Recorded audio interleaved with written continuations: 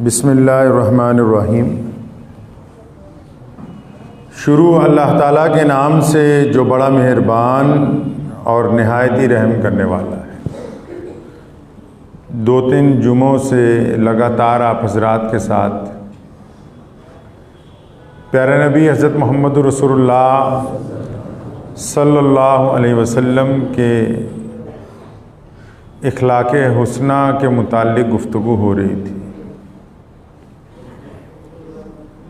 कई मुद्दत से मेरे जहन में एक बात बार बार आती है और मैं ख़ुद भी उससे बहुत मरतबा मुतासिर होता रहता हूँ, तो सोचा आज उसी मौजू के ऊपर आपसे गुफ्तगू करें। कुछ दोस्तों ने, जानने वालों ने कई बार पूछा भी उसके मुताल्लिक़ और मैंने कई बार उसका मुज़ाहका खेज़, जिसको बोलते हैं, ना बंदा रो सकता है ना हंस सकता है, हालात में सामना भी किया। अब वो उस चीज़ का नाम है मोबाइल फ़ोन। मुझे एक साहब पूछने लगे कि इस्लाम क्या मोबाइल चलाने की भी तालीम देता है? मैंने कहा बिल्कुल। अल्लाह के प्यारे नबी हज़रत मोहम्मद रसूलुल्लाह सल्लल्लाहु अलैहि वसल्लम ने जो तालीम इंसानियत को दी है उसमें यह भी शामिल है कि मोबाइल कैसे चलाना है। लोग अलग अलग अंदाज से, आजकल कुछ लोग मोबाइल पे कविताएं लिख देते हैं, कोई गज़ल लिख रहा है। हर इंसान इसको अपने अकल के हिसाब से इस्तेमाल कर रहा है, लेकिन शरीयत ने मुसलमानों को ताकीद की है कि तुम्हें शरीयत ने जो हुक्म दिया है, हर एक काम वो शरई रूह से होना चाहिए, आपकी अपनी अकल से नहीं होना चाहिए। मैं एक साहब का शेर पढ़ रहा था तो उन्होंने लिखा है कि कर दिया इजहार इश्क हमने टेलीफोन पर, बात ये अनमोल थी पर 1 रुपए में हो गई।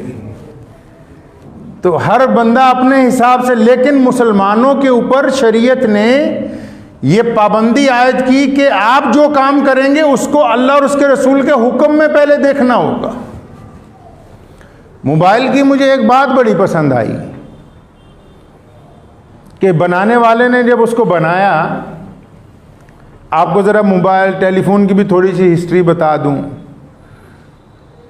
जब बिल ग्राहम ने फ़ोन बनाया है ना, सबसे पहले लाइन वाला लैंडलाइन फ़ोन बनाया, तो मुझे एक साहब मिले तो कहने लगे जी हेलो कहना हराम है। मैंने कहा क्यों हराम है भाई? अब मैं कहा तुम तो कुछ भी कह देते हो, गैर मुस्लिम को सलाम का जवाब देना हराम है जी, फ़लाँ चीज़ हराम है जी। सिवाय फतवों के तो काम ही कोई नहीं ना। ये तो ज़रूरत ही नहीं रही कि हम तारीख़ का मुताला करें, ये ज़रूरत ही महसूस नहीं हो रही कि हम किसी बात की गहराई में जाएं। बस 2 बातें रट ली, एक हलाल है एक हराम है जी। लेकिन इस्लाम ने बग़ैर नुक्ता निगाह के किसी भी चीज़ के ऊपर फैसला लेने से इनकार किया। हत्ता कि यहाँ तक रसूलुल्लाह सल्लल्लाहु अलैहि वसल्लम ने फरमाया, अल्लाह ताला ने कुरान पाक में फरमाया, जब खबर देने वाला खबर लेके आए, तुम तक कोई आ जाए, बोले तुम्हारा भाई मार दिया, तुम तक कोई आ जाए, जनाब आपकी चोरी हो गई, आपकी बीवी फलां गलत काम में मुलव्विस है, कुरान ने कहा, मोहम्मद रसूलुल्लाह ने कहा, शरीयत ने कहा, तमाम इम्माए मुज्तहिदीन ने कहा कि पहले जो खबर लेके आ रहा है इसकी भी तस्दीक कर लो कि ये बंदा ईमानदार है कि नहीं है। वो ये खबर देने वाला बेईमान तो नहीं। ये जिस सोर्स के साथ हमारे तक खबर पहुंच रही है, तो ये जो खबर बयान करने वाला है, ये क्या 5 वक्त का नमाजी है, ये मुत्तकी है, ये परहेजगार है? क्या इसका भी पता है कि ये झूठ तो नहीं बोलता? ये थोड़ी बस इधर से सुनिए और उधर लड़ने के लिए चले गए। नहीं, ये मुमकिन नहीं है। तो खैर बिल ग्राहम की बात मैं कर रहा था। तो ये लफ्ज़ हेलो जो है, तो बिल ग्राहम ने जब पहली दफ़ा फ़ोन बनाया तो जिस घर में घंटी बजी पहले जाके फ़ोन की, वहाँ से जिस लड़की ने फ़ोन उठाया उसका नाम हेलो था। जिस लड़की ने फ़ोन उठाया और वो बिल ग्राहम की मंगेतर थी, यानी उसकी होने वाली बीवी थी, तो उसने अपनी महबूबा का नाम फ़ोन पे लिया। हेलो मतलब हेलो बोल रही हो। ये उसकी मोहब्बत की निशानी है। किसकी? जिसने फ़ोन बनाया उसकी मोहब्बत की निशानी है लफ्ज़ के। उसने अपनी शरीक हयात के नाम इस लफ्ज़ को टेलीफोन के अंदर सबसे पहले इस्तेमाल किया। ये तो तारीखी बात आपको बता दूं इसलिए ताकि लोगों को ये पता हो कि जो लोग यहाँ बैठे हुए हैं मेंबर के ऊपर, वो सिर्फ उनको ये नहीं पता कि दीन में क्या हो रहा है, उनको ये भी पता है कि दुनिया के अंदर क्या हो रहा है। तो शरीयत ने कहा, फ़ोन की एक बात मुझे बड़ी अच्छी लगती है। वो क्या बात है कि उसको बनाया इसलिए कि जब कोई ज़रूरी फ़ोन आए तो ये अपने तमाम काम छोड़ देता है। मिसाल के तौर पे आप गेम खेल रहे हैं, मिसाल के तौर पे आप फेसबुक चला रहे हैं, आप व्हाट्सएप चला रहे हैं, आप इंस्टाग्राम चला रहे हैं, आप फ़ोन के अंदर कैलकुलेटर चला रहे हैं, आप फ़ोन में नोट्स लिख रहे हैं, आप फ़ोन में गूगल सर्च कर रहे हैं। लेकिन जब फ़ोन की घंटी बजती है तो फ़ोन अपने तमाम फंक्शन छोड़कर घंटी के ऊपर आ जाता है कि आपका फ़ोन आया। क्यों? क्योंकि उसको बनाया इस मकसद के लिए। तो अक्सर मैं सोचा करता हूँ, इंसान को बनाया अल्लाह ताला ने अपने लिए है। ये मोबाइल देखो, इसमें कितनी चीज़ें आ गई, घड़ी इसमें आ गई, कैलकुलेटर इसमें आ गया, नोटपैड इसके अंदर आ गए, गूगल सर्च इसके अंदर आ गई, फेसबुक आ गया, इंस्टाग्राम आ गया, इतने ऐप। उसके बावजूद जब इसका असल मकसद का टाइम आता है ना, ये सारे काम छोड़ देता है, अपने असल मकसद पे आ जाता है। और हमने इससे ये नहीं सीखा कि हम दुनिया के जितने मर्जी काम करते हो, लेकिन जब मुअज्जिन कहे हय्या अलस्सलाह, तो ये हमारे प्रोग्राम में ये बात शामिल होनी चाहिए, फिर तमाम के तमाम काम। क्योंकि जिस मकसद के लिए हमें बनाया, वो मकसद अगर फौत हो जाएगा तो फिर वो चीज़ काम की नहीं रहती। अब सुनिए फ़ोन का इस्तेमाल कैसे करना है। शरीयत ने ये हमें कहा, रसूलुल्लाह सल्लल्लाहु अलैहि वसल्लम ने फरमाया, जब किसी घर के बाहर जाओ, जब किसी का दरवाज़ा खटखटाओ, अल्लाह के नबी ने फरमाया दाएं या बाएं खड़े हो जाओ, दरवाजे के सामने ना खड़े हो, ताकि बेपर्दगी ना हो। जो दरवाज़ा खोलने आ रहा है उसको, अगर कोई खातून आ रही है, कोई औरत आ रही है, तो उसको परेशानी ना हो। यहाँ ऐसे ऐसे जौहला हैं, वो उठाएंगे सीधा वीडियो कॉल करेंगे दूसरे को। इस्लाम ने कहा इस हदीस की रूह में कि वीडियो कॉल जब कर रहे हो, किससे पूछ के कर रहे हो? क्या पहले आपने उसको मैसेज में पूछा कि आप इस हालत में हैं कि मैं आपसे वीडियो कॉल कर लूं कि नहीं करूं? शरीयत ने तो आपको इजाजत नहीं दी कि आप उठा के वीडियो कॉल कर दें अपनी बीवी को या किसी भी गैर दोस्त को या किसी को भी जिसका नंबर आ गया। अब वो अपने घर में किस हालत में बैठा हुआ है, किस वक्त बैठा हुआ है, क्या काम कर रहा है, वो अपने आप को दिखाना चाहता है या नहीं दिखाना चाहता, नहीं, ये लगे हुए हैं दबा के। शरीयत ने कहा नहीं, बिना इजाजत के वीडियो कॉल नहीं हो सकती। प्यारे नबी हज़रत मोहम्मद रसूलुल्लाह सल्लल्लाहु अलैहि वसल्लम उम्मत के सबसे बड़े गमखार हैं। कायनात में अल्लाह के बाद अगर किसी का दर्जा है तो रसूलुल्लाह सल्लल्लाहु अलैहि वसल्लम का है, और आप सल्लल्लाहु अलैहि वसल्लम का वक्त सबसे ज़्यादा कीमती है। और आप सल्लल्लाहु अलैहि वसल्लम ने कभी किसी के काम का इनकार नहीं किया। उसके बावजूद जब रसूलुल्लाह सल्लल्लाहु अलैहि वसल्लम आराम करने के लिए जाते हैं तो एक सहाबी रसूल की ड्यूटी होती है हुजरे के बाहर जो नेज़ा लेकर खड़ा होता है। इसका मतलब रसूलुल्लाह सल्लल्लाहु अलैहि वसल्लम ने हमें तालीम दी है कि जब किसी के आराम का वक्त हो तो उसमें खलल नहीं डालना चाहिए। अल्लाह का हम पे बड़ा एहसान है कि हमारा ख़ानदान पिछली 14-15 नस्लों से 400 साल से इल्म दीन के साथ जुड़ा हुआ है और कौम का नौकर है, नौकरी कर रहे हैं कौम की। तो मेरा एक असूल है भी, रात को फ़ोन जब बज जाए, रात को अगर बज जाए तो पहली घंटी में उठाते हैं हम लोग, क्योंकि हम ये समझते हैं कोई परेशान हाल होगा, किसी का थाने में मसला हो, अस्पताल में हो, स्टेशन पे फंस गया हो, होता भी है अक्सर। और जो गैर ज़रूरी लोग हैं वो क्या करते हैं, अभी की बात है, एक साहब का फ़ोन आया रात को 1:45 पे, फ़ोन की घंटी बजी, मैं उठाया, अस्सलाम वालेकुम। जी वालेकुम सलाम।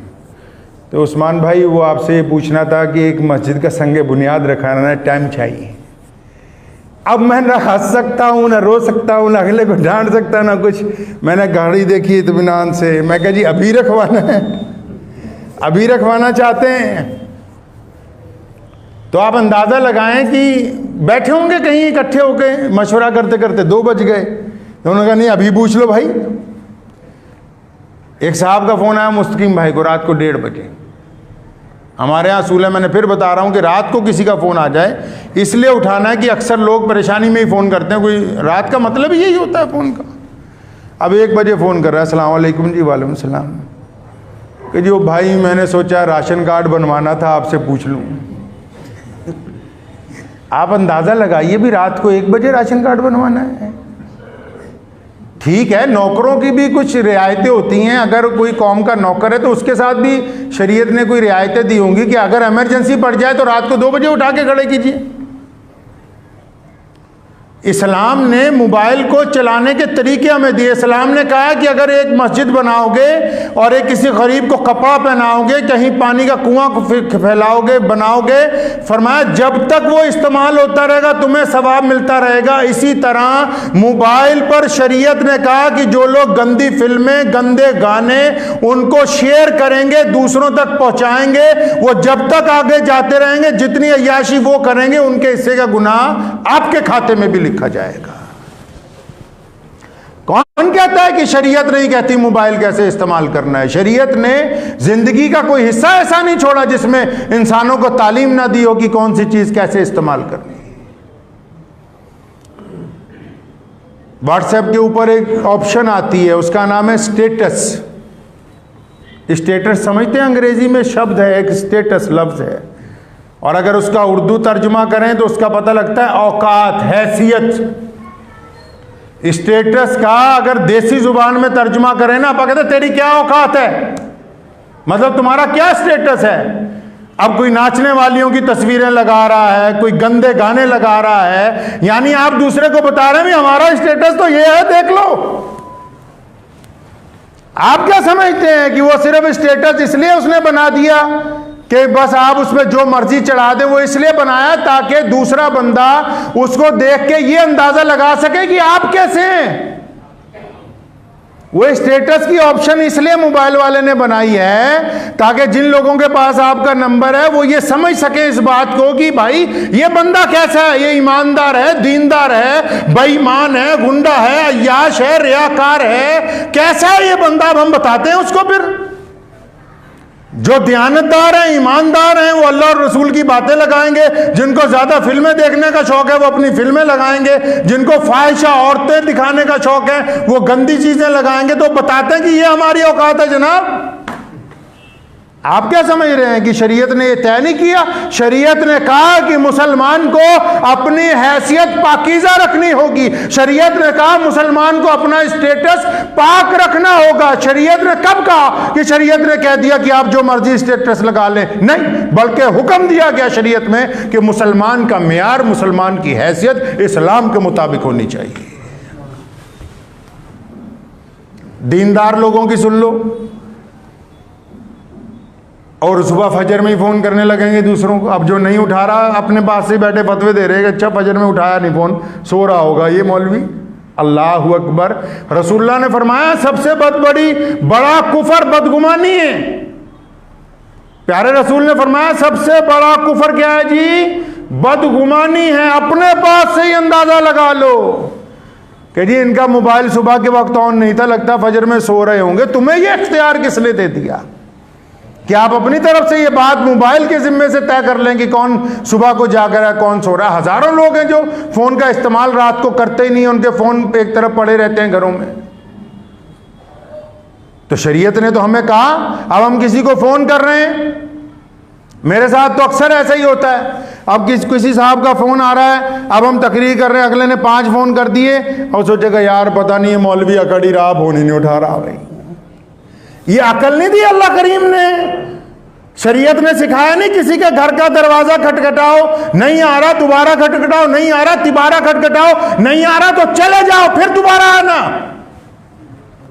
इसका मतलब घर में कोई नहीं, इसका मतलब घर वाले आराम कर रहे हैं, इसका मतलब वो किसी ऐसे जरूरी काम में है कि बाहर वाले का दाखला अच्छा नहीं समझते। तो ये दबादब दरवाजा तोड़ने पे लगा हुआ है। दबादब एक दफा फोन काट रहे हैं, फिर मिला रहा है, फिर काट रहे हैं, फिर मिला रहा है, फिर काट रहे हैं, फिर मिला रहा है। अल्लाह अकबर। क्या शरीयत ने ये तालीम नहीं दी है कि किसी का दरवाजा एक दफा खटखटाया अब अगला नहीं चाहता कि इस वक्त आप उसके घर में दाखिल हो? लोग दूसरे को देख रहे हैं, रात को अगर कोई ऑनलाइन है दे जी धड़ाधड़ फोन कर रहे हैं, अगला अपना काम कर रहा है। बेशुमार काम आजकल जो हैं वो सिर्फ ऑनलाइन ही निपटाए जा सकते हैं। वो अपने काम में मगन है कि किसी तरह काम कंप्लीट हो जाए। अब इधर जिसने देख लिया कि अच्छा ऑनलाइन है वो धड़ाधड़। एक साहब का रात को मैं किताब अक्सर लिखने का इरादा, अल्हम्दुलिल्लाह आपकी दुआओं से कई किताबें अब तक लिख चुका हूँ, तो अक्सर रात को लिखता हूँ तो ऑनलाइन जो चीज़ें ढूंढनी होती है। एक साहब का 2:30 बजे फ़ोन आया अलीगढ़ से, तो मैंने उन्हें पूछा भाई क्या बात हो गई, 2:30 बजे खैरियत है? नहीं जी वैसे ही मैंने सोचा आप ऑनलाइन आपसे बात करूं। मैं कहा आपके लिए तो नहीं मैं ऑनलाइन हुआ, आपके लिए तो नहीं हुए हैं, जान ना पहचान मैं तेरा मेहमान। शरीयत ने यह सिखाया नहीं है, शरीयत ने बाकायदा आदाब सिखाए हैं कि किस वक्त किसके घर जाना है, आराम के वक्त का ख्याल रखना है। अल्लाह के रसूल सल्लल्लाहु अलैहि वसल्लम रात को तहज्जुद के लिए उठते थे। अम्मी आयशा रज़ियल्लाहु अन्हा फरमाती हैं कि इस प्यारे रसूल सल्लल्लाहु अलैहि वसल्लम जूता नहीं पहनते थे कि इबादत मैं उठूंगा तो आयशा को तकलीफ होगी। आप समझे रसूलुल्लाह सल्लल्लाहु अलैहि वसल्लम ने दूसरे की नींद का कितना बड़ा एहतराम किया है। रात की बात है, 12:15 बजे एक साहब का मेरठ से मुझे फ़ोन आया। अब मैं समझा पता नहीं इस वक्त क्या इमरजेंसी होगी। सलाम अलैकुम जी। वालेकुम। कहते हैं मौलाना उस्मान साहब बोल रहे हैं? मैं कहा जी बोल रहा हूँ जी, जलसे का टाइम चाहिए था। अभी आप मेरा फ़ोन चेक कीजिए, रात के 12:15 बजे का मैं किस्सा आपको सुना रहा हूँ। शरीयत ने मुसलमानों को अहकामात दिए हैं, इस्लाम ने हर चीज को चलाने का हुक्म दिया। ये ऐसा मुमकिन नहीं है कि मुसलमान अपनी मर्जी से हर बात को तय करने लगे। फिर आजकल एक ऑप्शन आ गई है लाइव की, अब जो दिल चाह रहा है वही दिखा रहे हैं, जो मुंह में आ रहा है वो बोल रहे हैं। नहीं, इस्लाम ने हुक्म दिया कि अपनी जुबान को काबू में रखो, शरीयत के मुताबिक बोलो। ये बात तय होनी चाहिए कि आप सच्चाई दिखा रहे हैं कि झूठ दिखा रहे हैं। झूठ दिखाने वाले जब तक वो झूठ चलता रहेगा गुनाह मिलता रहेगा। आज बड़े बड़े टीवी चैनल झूठ बोल रहे हैं, लोग उनको बाहर में बुरा कह रहे हैं, तो क्या फायदा? पता है कि इज्जत जो है नीलाम हो जाएगी आप अगर कोई गलत काम करेंगे। मोबाइल के अंदर एक ऑप्शन है पासवर्ड लगाने की। अब वो हम अक्सर देखें मोबाइल तो हम लोगों को आदत ही नहीं कि कभी उसमें पासवर्ड लगाएं। बाज़ लोगों का मोबाइल किसी दूसरे के हाथ में चला जाए तो उसका सांस ही अटक जाता है। ऐसा कारनामा क्यों करना चाहते हैं आप कि आपका मोबाइल अगर बीवी पकड़ ले, बच्चे पकड़ लें तो आपको परेशानी होनी शुरू हो जाए कि वो चीज़ ना देख ले, वो चीज़। इसका मतलब कि अभी आप ईमान के अंदर कामिल नहीं हुए। घर में ही घर वालों के लिए ही अगर मोबाइल में पाबंदी लगा दी गई है तो इसका मतलब आप जरूर कोई ऐसा काम कर रहे हैं जो शरीयत की रूह से आप अपने घर वालों से छुपाना चाहते हैं। तो फिर ऐसे गुनाह करने का क्या फायदा कि जिनके आया होने से आपकी बेइज्जती होती हो? कब कहा शरीयत ने कि आप ऐसा काम करें? अगर आप मोबाइल पर पासवर्ड ना लगाएं, उसको लॉक ना करें, कल को खुदा ना खास्ता किसी ने कहा है ना कि घर से निकलो तो पता जेब में रख कर निकलो, हादसा बेजुबान होता है। घर से निकलो तो पता जेब में रख के निकलो, हादसा बेजुबान होता है। अब लोगों ने इतने कोड लगा रखे हैं, किसी का एक्सीडेंट हो जाता है, कोई सड़क पे पड़ा मरा हुआ, अब हम जैसा कोई राहगीर मोबाइल लेके उसमें सिर खपाई कर रहा है। अब वो खुलेगा तो इसके घर वालों को फोन कर रहे हैं ना, जनाब ये हादसा हो गया, अस्पताल ले जा रहे हैं, आ जाओ भाई। आप अंदाजा लगाएं कि ये अपनी मर्जी से चलाने की चीज नहीं है। और खासकर मुसलमानों को कहता हूं, फेसबुक पे व्हाट्सएप पे लोग मशहूर होने के लिए किसी दूसरे मजहब के खिलाफ लिखने लगते हैं, किसी मजहबी शख्सियत के खिलाफ लिखने लगते हैं। वो आपको आपकी हैसियत जताती हैं ये चीजें कि आपकी ज़हनियत कैसी है। आपका फेसबुक अकाउंट, व्हाट्सएप का स्टेटस ये तय करता है कि आप क्या हैं। आपके दिल में नफरत है कि अच्छाई है, आप इंसानों के लिए खैरखां हैं कि इंसानियत के दुश्मन है, ये आपका मोबाइल तय करता है। मैंने अपने कई अजीज हमारे जानने वाले बड़े पुलिस अफसरान हैं, उनको अपना मोबाइल देखा कि देखो जरा इसमें कि पासवर्ड नहीं लगा, जरा खोलो व्हाट्सएप, क्या इसमें किसी मजहब के खिलाफ कोई बात मिल जाए तो मुझे भी बताओ। यह क्या बात हुई कि हम चोरी छिपे लोगों के मजहब के खिलाफ पोस्टें डालते रहें और जब वो हमें मिल जाए तो फिर गले मिलते रहें? दोगले इंसान की शरीयत के अंदर कोई जगह नहीं है। इस्लाम ने मुसलमानों को पाबंद किया है हर उस काम के लिए जिनका ताल्लुक जिंदगी के साथ है। ये अपने ज़हन में रखें कि अगर आप मोबाइल चला रहे हैं तो उसको शरीयत के हुक्म के मुताबिक चलाना होगा। अगर आप मोबाइल को शरीयत के हुक्म के मुताबिक नहीं चलाते, अपनी मर्जी से चलाते हैं। सैयदना इमाम हुसैन रज़ियल्लाहु ताला अन्हु से किसी ने पूछा था, जनाब मुत्तकी बंदा कौन सा होता है, परहेजगार कौन होता है, अल्लाह का अच्छा बंदा कौन होता है, आप नेकोकार किसको समझते हैं? तो नवासे रसूल जिगर गोशा बतूल इब्ने अली करमुल्लाह वजहू हज़रत इमाम हुसैन रज़ियल्लाहु अन्हु ने फरमाया था, ऐदा दा नहीं जो शक्ल सूरत से बहुत बढ़िया मुसलमान नज़र आता हो, वो नहीं। फरमाया जिसकी तन्हाई पाक होती है वो अल्लाह का वली होता है। जिसकी तन्हाई पाक होती है, जो अकेला होता है, जब घर में, जब कमरे में अकेला होता है, जब बिस्तर पर अकेला होता है और फिर उसके दिमाग में कोई बुरा ख्याल आता है तो अस्तगफार पढ़ता है। अगर वो अकेले में मोबाइल पे गंदी चीज़ें देखता है, अगर अकेले में मोबाइल पे गंदी चीज़ें तलाश करता है और फिर उस गंद को अपने दोस्तों के साथ शेयर कर रहा है, तो इसका ईमान अभी कामिल नहीं हुआ। पीर वली जो है वो शक्ल सूरत से नहीं बनते, उनकी पहली दलील ये होती कि उनकी तन्हाई पाक होती है।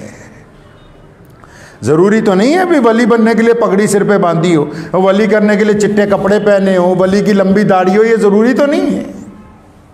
और शरीयत में ये पाबंदी तो नहीं लगाई गई। एक रिक्शा चलाने वाला भी वक्त का कुतुब और अब्दाल हो सकता है, पल्लेदारी करने वाला भी बहुत बड़ा अल्लाह का वली हो सकता है। जिनकी तन्हाई नापाक है वो किस तरह कह सकते हैं कि हम अल्लाह के वली हैं, हमारी दुआएं कबूल हो जाएंगी। और आज के वक्त सबसे बड़ी मुसीबत ही मोबाइल है। साथ में तन्हाई में हर बंदा सोच रहा है कि मैं इससे गुनाह कर लूं, मैं इससे गुनाहों को देख लूं। वो एक मिनट की लज्जत हमारे ईमान को छलनी कर रही है, हमारे ईमान को जाया कर रही है, हमारी नेकियों को तबाह कर रही है। और हासिल कुछ नहीं हो रहा, हासिल कुछ नहीं हो रहा। तो शरीयत ने हमें सिखाया है कि अगर आप तन्हा हो तो मोबाइल का इस्तेमाल गंदगी के लिए नहीं किया जा सकता। कौन कहता है कि ये जदीद तरीन चीज़ें इस्लाम से बाहर हैं? कुरान पाक की ये खूबी है, जैसे जैसे दुनिया आगे बढ़ेगी कुरान पाक अपने आप को मनवाता चला जाएगा दुनिया से। यही तो बात है कि दुनिया की बड़ी बड़ी हुकूमतें इस्लाम के मुखालिफ होने के बावजूद रोजाना इस्लाम में नए लोग कलमा ला इलाहा इल्लल्लाह मुहम्मदुर रसूलुल्लाह पढ़ के शामिल होते हैं। यही तो इस्लाम की खूबी है। इस्लाम अपनी इमारतों की वजह से, इस्लाम अपनी दौलत की वजह से, इस्लाम अपने खूबसूरत लोगों की वजह से, इस्लाम अपनी अफरादी कुव्वत की वजह से, इस्लाम अपने लबो लहजे की वजह से दुनिया में मशहूर नहीं है। इस्लाम अपने ठोस बुनियादी अकायद की वजह से दुनिया के अंदर मशहूर। तो हम जो इस्तेमाल कर रहे हैं, अब कई लोगों को बदगुमानी, अब मोबाइल नमाज में किसी का बच जाता है। अव्वल तो बहुत सारे लोग कोशिश करते हैं नमाज में मोबाइल ना लेके आएँ, जो ले आते हैं वो साइलेंट कर देते हैं। अब नमाजी का ईमान देखिए, हमने नियत बांधी, अब किसी एक बंदे का मोबाइल बच गया। अब जिस बंदे का मोबाइल नमाज में बच गया वो तो शर्मिंदा हो रहा है दिल में कि यार ये गलत टाइम पे इसकी घंटी बच गई। ठीक है जी, अब वो साथ वालों का ईमान कैसे नापा जाएगा? उसको तो शर्मिंदगी हो गई, वो तो चलो अल्लाह के हुजूर पास हो गया, चाहे घंटी बच गई। साथ वाले अगर ये सोचते हैं कि सलाम फेरने के बाद इसका रगड़ा फेरेंगे, सलाम फेरने के बाद इसे बताएंगे कि तू मस्जिद में मोबाइल तेरा बजा कैसे। आप सोचिए, नमाज भी पढ़ रहे हैं और भाई की दुश्मनी का इरादा भी कर रहे हैं। नमाज की नियत बांधी हुई है और दिल में नफरत का इरादा भी पूरा। अब ये नफरत वाले सजदे कैसे कबूल होंगे? शरीयत ने कहा, हुजूर नबी अलैहिस्सलातु वस्सलाम का कायदा था, कभी किसी काम में जल्दबाजी नहीं की। हज़रात सहाबा किराम रज़ियल्लाहु तआला अजमईन फरमाते हैं कि एक मर्तबा की बात है कि प्यारे नबी सल्लल्लाहु अलैहि वसल्लम फजर की नमाज के लिए आते हैं तो बिलाल गायब होते हैं रज़ियल्लाहु तआला। फरमाते हैं कि हम लोग भी टाइम पे पहुंच जाते हैं, अब बिलाल आए तकबीर कहें तो रसूलुल्लाह मुसल्ले पर जाएं। पढ़िए कभी बुखारी और मुस्लिम को उठा के। लगातार कई दिन तक हज़रत बिलाल 5 मिनट लेट, कभी 10 मिनट लेट, कभी 15 मिनट लेट, कभी 2-4 मिनट लेट, बाद में आते हैं दौड़ते दौड़ते और आते हुए तकबीर कहते हैं, तब जमात खड़ी होती है। रसूलुल्लाह सल्लल्लाहु अलैहि वसल्लम ने कभी नहीं पूछा कि बिलाल कहाँ देरी हो गई। आजकल तो अगर इमाम 1 मिनट लेट हो जाए है जी, और या मुअज्जिन 1 मिनट लेट हो जाए तो बस, तो मस्जिद कमेटी वाले तो ऐसे तूफान उठा लेंगे जैसे पता नहीं बहुत बड़ी कोई हादसा ही हो गया, क़यामत ही आने वाली थी 2-4 मिनट में। कि भी क़यामत आने से पहले पहले नीयत बांध लेते तो शायद बच जाते। अबू बकर रज़ियल्लाहु ताला ने एक दिन पूछा, बिलाल आजकल कहाँ लेट हो जाते हो? सैयदना बिलाल की आंखों में आंसू आ गए। फरमाया, अबू बकर आप तो जानते हो जब मैंने रसूलुल्लाह सल्लल्लाहु अलैहि वसल्लम के हाथ पर ईमान कबूल किया तो ये फातिमातुज़ ज़ोहरा छोटी सी थी, ये मेरी खिदमत के दौरान ही बड़ी हुई और मेरे सामने ही इनका निकाह हुआ। अब इनके 2 बच्चे हैं, हसन और हुसैन। मैं देखता हूँ कि रसूलुल्लाह सल्लल्लाहु अलैहि वसल्लम की बेटी परेशान हो जाती हैं काम में। सुबह सुबह जाता हूँ तहज्जुद पढ़ के, आवाज़ देता हूँ कि पर्दा कर लें, घर का सारा काम निपटाता हूँ तो बाज़ औक़ात थोड़ी देर हो जाती है वापस आते आते। शरीयत ने असूल और ज़वाबित तय किए हैं। मियाँ साहब, ये जो मैं इसको झूठ बोलने की मशीन कहता हूं, किसको? मोबाइल को। ये जो झूठ बोलने की मशीन हमने रखी है ना अपने हाथ में, इसको आप काबू में रखें। सकरात बहुत बड़ा आलिम दीन था, उसके सामने एक आ गया जोगी एक दिन।